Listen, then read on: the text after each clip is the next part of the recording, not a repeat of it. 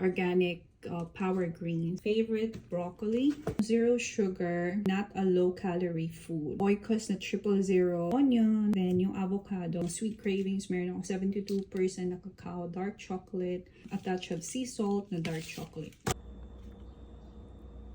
For my breakfast, ganito na siya, pwede na siyang balatan. Ang laki niya Iwain ko lang. Medyo matigas tong isa.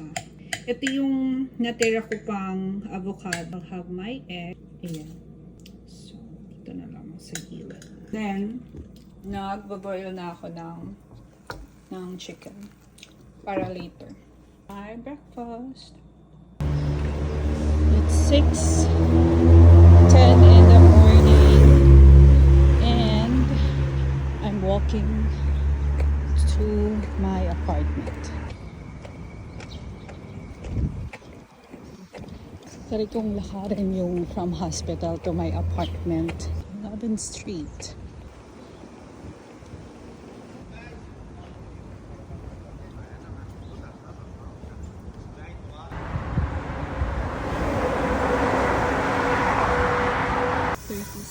Street na.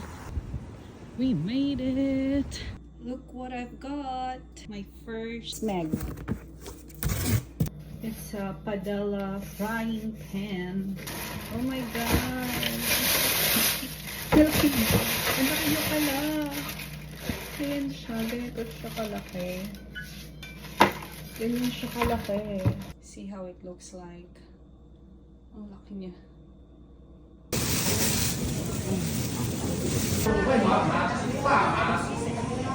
Pumunta ako ng Feilong Market. Ito yung mga groceries ko. So, bumili ako ng Cipla, salted duck eggs, nabiling Rayo, shampoo, hair loss expert care, shampoo for sensitive scalp.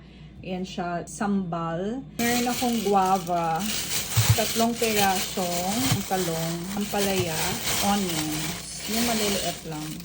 I have 2 avocados. I have beef shank ata to.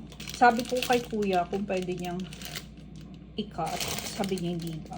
Okay. Sirloin, boneless sirloin, which is $5.71. Pork, buto-buto. Some shrimp. I also have fish. Total of all of those, $71.58. Oh my god.